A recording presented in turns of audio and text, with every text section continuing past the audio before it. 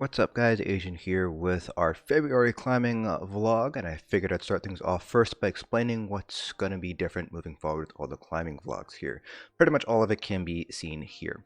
So first, I do want to point out that I will be including from now on auto belay routes and top rope routes, just to kind of give you guys kind of a little bit of variation besides just straight bouldering.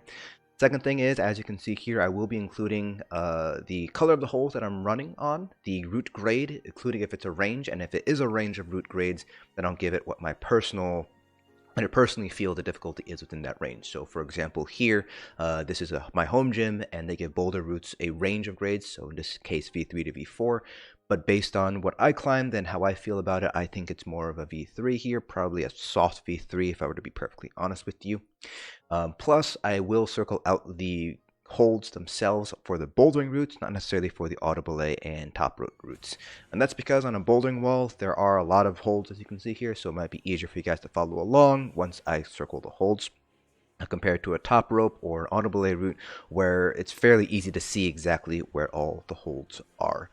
So that's going to be pretty much everything moving forward, how things are going to progress. So the idea here is this will give me a better sense of how I'm climbing and how I'm progressing throughout the month.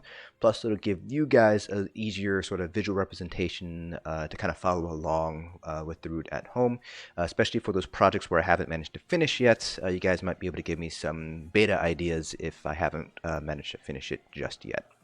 But that is it. That's all the changes moving forward. You can expect to see these in pretty much all of the routes from now on. So let's go ahead and get started here first with this green route here, which is a V3. At least I think it's a V3. This is an older route that is no longer at the gym. They have since removed it as of the end of February, but still a pretty good sort of warm-up to V3s. So at this point, I wasn't really a confident V3 climber. I've done a few soft V3s, so it was good for me to kind of be able to practice on these V3s here. And because this gym kind of has a range, it's definitely nicer to be able to be, okay, this is sort of kind of like a V3, V4. If I manage to send it, maybe it's a V4, maybe it's a V3, but at the very least, I'll be able to practice on new techniques here.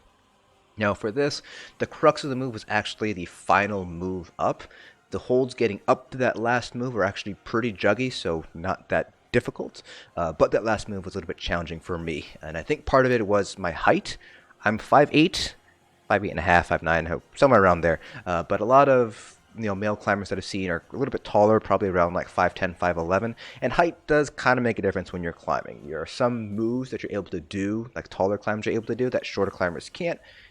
Likewise, shorter climbers do have advantages that taller climbers might have to contend with too. For example, sitting starts for me are a little bit easier because I don't have to be so scrunched up because I'm a little bit on the average side, not really the taller side. But the last move for me was a little bit challenging because I didn't really quite have the reach of just putting my right foot on that green hold on the volume. Some taller people were able to reach that last hold, but because I was 5'8" and I didn't have those last inch, 2 inches, it was a little bit challenging for me to actually be able to reach up and touch that hold while my right foot was on there. So you can see here I was trying out a couple different betas, but I eventually settled on this one here, which was just put my right foot down on that hold there and try to reach up with my right hand. Now I was able to stick it for a few seconds, which got me thinking, well, if I was able to stick it, maybe all I have to do is just shift my left foot over, so that way I would be able to keep my balance there and move on. So that was kind of the goal. The trick was, of course, making sure I don't swing out too much, so I'd be actually able to stick my left foot. So you can see here, I had my right foot on, managed to hold it, but I was swung out too far, so I wasn't able to plant my left foot on that hold, which was what I was going for. But for this particular one, as you can probably tell because I'm zooming in, this is the one where I actually managed to send this. So again, moving up to that position was actually fairly straightforward. The holds were fairly juggy. That second to last hold was pretty nice to hold on to. And you can see here, this is what I was shooting for here. Get the right foot on, move the left foot over immediately, and then manage to get my right foot onto the volume there to get that match going. So managed to send it, so really good, feeling good moving forward. This is towards the beginning of the month. This next yellow one is also no longer at the gym, but it did manage to finish it. Yellow holds, V3, V4 again, but I think it's a little bit of a mid V3, maybe towards the harder half of the V3s. A little bit pinchy, so it was nice to kind of move on to different types of holds, obviously besides jugs. Obviously, one of the things you want to do as a climber is identify your weaknesses and try out and practice on those weaknesses. So for example, for me, crimps are pretty decent for me, but I do need work on slopers and pinches. So this was a good sort of practice for me. And as I was progressing and projecting this, I actually found out that this did work a couple of my different weaknesses. One of them being kind of big moves, as well as starting to utilize the flagging technique in order to kind of rebalance myself here. So you can see here the beginning moves actually aren't that bad. A little bit scrunched on that first move, but overall not terrible. The two crimps on the volume aren't that bad. And then from there, it's pretty much tensioning yourself against that yellow hold on the left, like so, and then grabbing the pinch there. And then from here, this is the crux here. So at least I felt like this was the crux. Trying to move my left hand over to the yellow hold above where my right hand is. You can see here I was trying to put both feet on that large yellow hold, but it didn't feel stable enough. Part of it is, the idea behind it is you want a tension with your right and left hand there, but if I move my left foot onto that hold, if I move both feet onto that big yellow hold, I actually started losing the tension. I didn't feel stable enough to move my left hand over to that yellow hold above where my right hand is. Plus the angle at which that hold is at makes it a little bit challenging. You really got to be a little bit precise. You can't just sort of like throw your left hand over and hope to catch it, especially because it's a pinch. While more experienced climbers can probably do it, I'm not that experienced. So just simply trusting myself to throw over and grab it and hold onto it before I lose my balance, that's not really something that I was really shooting for too much. In my sort of beginner stages, I kind of wanted to shoot for proper technique before just wildly throwing and relying on my upper body strength. One thing that I've read about is a lot of beginner climbers rely on their body strength rather than technique, and that's something I want to avoid doing. I want to work on perfecting my technique, footwork, flagging, body positioning, all that kind of stuff. So here I believe this is where I tried out different betas here. So trying out, maybe my right hand can go on that top and then I can move my left hand over, but that didn't really feel stable either. I was still running into the issue where I just didn't have enough tension to really feel comfortable letting go with my left hand here.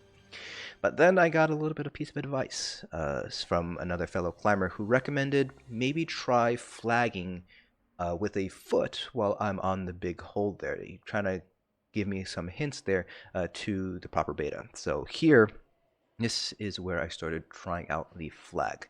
So once I actually tried out the flag, it actually ended up being pretty straightforward, and I felt very well balanced once I had the flag going. So these couple of moves I've worked on a bunch of times, so these actually came pretty straightforward to me. So here is what happens. So I move my left foot over, but then I take my right foot off and do this flag, which actually made it easier for me to balance over and get my left hand over. Then I basically swap the flag in order to move my right hand up and then finish off with the last hold there, pinching. So that flag recommendation really helped out there, and so that's when I realized I need to work on my flags. This is an interesting route from the gym I go to when I visit my wife in Houston. This is just 2 holds, V3, and you can probably tell, for those of you guys who are experienced climbers, this idea here is to tension on that bottom big hold and just smear your way up to match on that last hold here. So you can see here, both hands on the blue hold, and you're just pressing yourself against that wall there, smearing your way up. I did end up losing my grip there, so struggling to try to basically make sure my feet were planted. Once I got my feet firmly planted, move my right hand over, got a little bit better left foot there, move my left hand over, and that was it. So pretty nice hold there, pretty interesting with the smear. This next one is also a V3, yeah. This is also kind of a smear. This one's interesting because you only have one good foot. The other 3 big holds there are multi-texture, so there's a rough texture on the backside, and then it's kind of hard to tell here, but the side facing the camera is actually very smooth, so you can't exactly step on it. It's a little bit tricky to step on it because it is fairly slippery. So the idea here is to smear on the wall there with your left foot, keeping your right foot on that small foothold there, and just sort of tensioning yourself while pressing with your left foot against that wall. So another sort of smear, which is something I personally know I have to work on. I have to work on being comfortable with smearing as well as flagging. So you can see here, it's just all about getting enough pressure on that left foot there to be able to move up. That last hold was a little bit challenging there, but I do eventually manage to get it there, with just moving my left foot onto there, right foot onto there, and then just sort of hook the wall corner there to make sure I had was stable. So pretty nice one. I like the smears, definitely good to work on my smearing. Now this one's an interesting one. This is only a V2, so a grade down, but this was nice because it involves a little bit of dynamic move, as you can see there.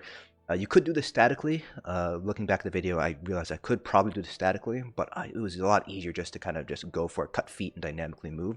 But there's also a big move up, and that's one of my weaknesses. Big moves, powerful moves, because I don't really have a lot of upper body strength. Now here, my wife was pointing out maybe I should use that hold there for my feet in order to push myself up for that big move there. So the question was, do I grab the sloper or do I grab the side pull? So this here is the dynamic move here, moving up there. So while I could have done it statically, if I had a better smear, it just ended up being easier for me just to kind of cut feet and kind of do that swing. So this is the big move here that I was talking about. I tried for the sloper, but I realized that, hey, I could actually shoot for that undercling there. And I didn't really have a good grip on that sloper anyway, so I just fell, and for the next try, I was going for that side cling right above the sloper that I shot for earlier. Again, this is a fairly big move for me, which is something that I know I have to work on. So this was, even though it's only a V3 and it was juggy, the fact that it was a big move basically meant I had an opportunity to basically work on my big moves and on a big move on an easier route compared to doing it like on a V3 or something like that. Again, looking back, if I had a better smear, I could probably do that statically, but just cutting feet and holding on was just ended up being easier. You can see here, big move there, definitely managed to get it there now that I kind of knew what was going on. From there, though, pretty straightforward, side cling, and then flag with the left foot out onto the sloper at the end. Again, working on a lot of different technique stuff here for the month of February to kind of get myself up to the V3, V4 climbing stage. But now, moving on to auto belays. So I don't have a consistent climbing partner, so I typically do all the auto belay routes at my home gym as well as the gym with my wife. My wife isn't belay certified yet. We are working on that though, so we'll be able to top rope and belay each other there. So this is a 510C or a 510 plus if your gym does the plus minus connotations instead of the ABC connotations. In terms of top roping, auto belay climbing, I am sitting around a 510B, so this is a nice challenge for me to project. This one is fairly pinchy. Again, pinches are something I have to work on. Crimps, pretty good at. I'm not great, but it's definitely not a weakness here. But pinches and slopers are definitely what I have to work on here. So this here, even though those big holds look like slopers, they actually have a flat side to it. It's kind of hard to see from down here, but it's actually it's possible to basically tension. They do have a left side pull there, so you can tension like right there. It's a very good tension spot here. It's a very good rest spot here for me to re-chalk. At the very least, my right hand. It's not good enough that I can re-chalk my left hand at the very least. But then we got that pinch right above there. And then it's just moving feet up. So again, the last couple of holds here are pretty wide pinches. So for those guys who don't know, pinches are basically you make that pinching motion here, and it's easier with smaller holds compared to larger holds because it's easier to pinch when you have something small to pinch compared to something very wide. But that last move there was a little bit challenging. That one's actually not a pinch. You could argue it's a pinch, but it actually felt it was easier to crimp it as a half crimp. And then you just have that very big move up to that last jug there. That move, I was trying to figure out what exactly was happening, and because I'm still working on my endurance a little bit, my arms were definitely pumped at that point, so I couldn't really hold on to that crimp very well for that last move. But here we go again, trying out again the 510C. Starting move, pretty good, and then just a bunch of pinches upwards. So auto belay climbing, top rope climbing is a lot more endurance focused rather than strength focused like bouldering is. So getting good technique down and getting good endurance is kind of the key to improving on top ropes and auto belay routes and lead climbing in general, roped climbing I should say. Again, even though they do look like slopers, it's actually not bad once you tension yourself. Get my foot on there. I missed that hold last time. Getting that pinch is still a little bit sketchy because it's sort of like a throw. And the pinch itself is actually not bad. It is kind of bad because it's not positive, it's negatively sloped. So it's kind of sloped downward rather than upwards. So it's a little bit challenging to hold on to. Again, I found that to be a really good rest spot for kind of rest up my arms here. I can sort of reach off my right hand. I think I haven't completed this yet. I think once I get my pinch down on my right hand, I can reach off my left hand, which I might need to do. Or at the very least, shake out any sort of pump that I have on my hands there. Here, I kind of forgot what I did earlier.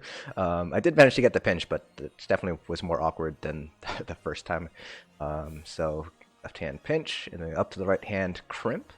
Again, my arms are pumped at this point, but I know what I have to do. I have to move my left foot up and get it up to that that pinch and then big step forward, but my body positioning wasn't quite right there and I ended up kind of throwing myself off the wall. But next time I'm in there, I'm pretty sure I'll be able to do this. It's just that last big move there. Once I get that down, I know I can finish this route. So hopefully I'll be able to send it next time I'm at the gym, and hopefully I'm not too pumped at the end. This one is a 510B, otherwise known as just a flat 510, pink holds, and this is actually a flash. So I haven't climbed this one. This is actually the first time I climbed it. So really great. Really felt really good once I managed to flash this one. Now I think this is probably closer to a 510A or a 510 minus because the holds were pretty juggy. There weren't really many pinches or slopers. They all felt pretty juggy overall. I mean, they weren't like jugs like you would find on like a 5.7 or 5.8. But still, they didn't feel that terrible. Like, there weren't that many crimps at all. And the crux itself didn't actually really feel that bad, although it might have just been playing to my strengths. So again, very similar to the 510C, that volume has a flat spot there, so it's actually pretty easy to tension. Like, right there is a pretty good tension spot right there, pretty decent rest spot. And you do have a couple of awkwardly placed jugs. So the one that I have to move my hand to there, that's a really awkward jug. It's not very good to hold onto, and it's kind of like side, and then that sloper on the left is a red herring. You can actually just jump straight up to the next hold as you see there. I thought I had to use a sloper, but ended up just completely skipping it. It's actually better to be used as a foothold there instead. These next few holds, I believe, were more pinches, and then that one there is a sloper, but it was still kind of positively inclined, so it still felt kind of better, like more like a jug than an actual sloper. That move there is a little bit sketchy, and I think that's part of it is my body positioning. If my body positioning was a little bit better, if I had a little bit more, my feet were a little bit more right, I feel like I wouldn't have made that as awkward. And then this last move is a little bit of a big move, but once you get your feet down, it's actually not bad. I really had to stretch for that one, as you can tell when my left foot went out, but it actually wasn't terrible. So again, this was a 510B, but I feel like it was a pretty soft 510B. It probably was closer to a 510A than an actual 510B. But still, a flash is a flash, so I felt pretty good. As you can tell, I was shaking my arms because I was getting kind of pumped there at the end. Again, endurance is something I am still working on as a climber. And finally, to top things off, purple holds, V3, V4. This is another pinch, and probably flagging as well, and big moves. So again, knocking out a couple of things I have to work on. Pinches, flagging, which was basically just general, more advanced climbing techniques, and then big moves.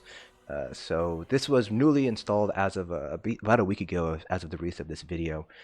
So I know it's going to be here for a few weeks at the very least. The gym rotates out bouldering routes every 6 weeks. So I do have a couple of weeks to work on this and a couple of other V3s. You can see a couple of them here with the green taped ones. I will be progressing through all of them. But that is the big move right there.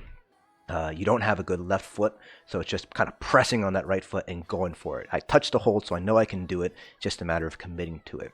Plus, that left hold out there is actually fairly far. It doesn't look very far in the video, but it's actually a bit of a stretch for me to get a good hold on that. But yeah, this is definitely a project that I think I'll be able to get in the next few sessions. But that pretty much concludes this climbing vlog. Hopefully you guys enjoyed it. Again, I did make a couple of changes. Hopefully you enjoy those changes. Makes it a little bit easier to kind of follow along what I'm doing here. A couple of good projects I can work on in March. You can kind of see them taped up here on the bouldering wall. So I definitely have a lot to work on. Definitely felt like I improved in February, identified my weaknesses, and know what I have to work on moving forward in March.